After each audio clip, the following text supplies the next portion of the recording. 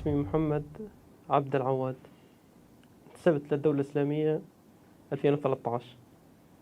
بداية انتسابي مقاتل فقط. بعد انتسابي تقريبا قرابة السنة تعينت أمير كتيبة الدبابات بولاية الرق.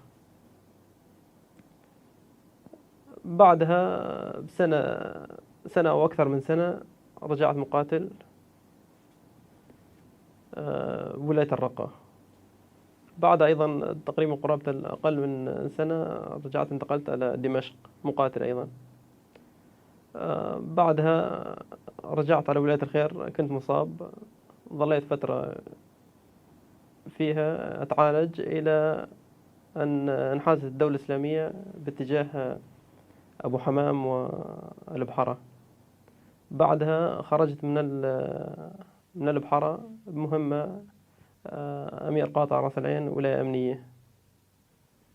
معارك شاركت كوني كنت أمير سرية الدبابات معركة كوباني كاملة حتى الانحياز، وأيضا شاركت معركة مطار التي 4.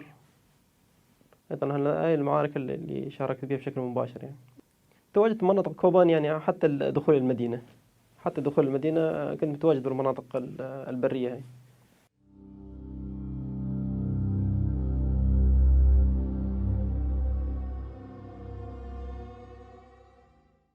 المسؤول عن العملية بشكل مباشر هو أني الملقب برشيد.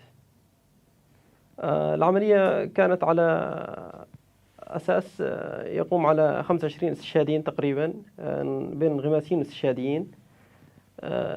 العمل يقوم على مسألة انغماس واستشهاد فقط، يعني لا يقبل به مقاتل ثاني إن كان اقتحامي أو غيره أو إمداد أو غيره، فقط انغماس واستشهادي. العدد بداية الأمر كان 25. السيارات المفخة على أساس نحن يعني نقدم 3 سيارات، ولكن الظروف والطوارئ الموجودين بها ما استطعنا أن نقدم غير سيارتين بهذا الأمر. يعني السيارة الأولى كانت هي مقررة باب السجن، فتح ثغرة باب السجن بحيث أنه يحدث هلع على بوابة السجن. يعني السيارة الثانية كانت هي سيارة احتياطية لوجود أي تجمع أو أي طارئ يحدث على إمداد للسجن، فهي تكون تنتظر هذا الأمر. يعني الخطة الدخول بداية الأمر دخول سيارة الاستشهادي ضرب البوابة، فتح ثغرة. بعدها تقتحم إحدى السيارات البيكامات الموجودة بوابة السجن، فتدخل السيارة الثانية هي سيارة السلاح، بحيث أنه السجناء اللي جوا يعني يحدثون استعصاء بحيث يصلون لسيارة السلاح. أما السيارة الثانية كانت سيارة احتياطية.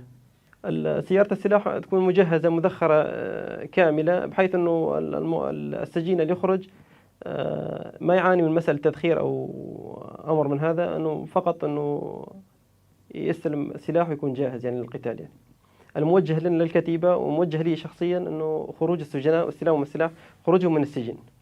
أما السلاح كان يأتي من قسم من العراق، وقسم يأتي أيضا من قبل التروازية من جهة الجيش الحر.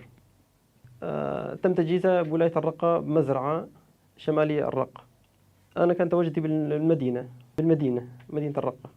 ضمن المدينة أتحرك عندي تاكسي سابة صفراء أجرة، أشتغل عليها أجرة للتمويه.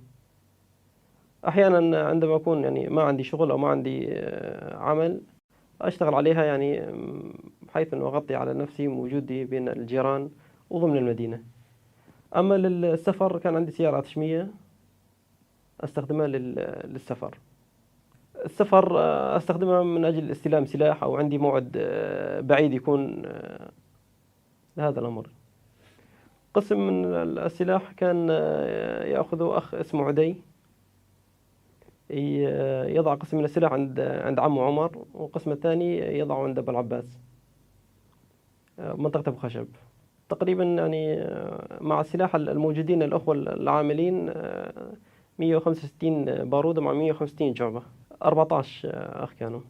نعم، أنا كنت مسؤول عن العملية بشكل مباشر، يعني بالنسبة للسلاح وبالنسبة للأخوة العاملين. يعني أنا كنت مسؤول كتيبة العاديات.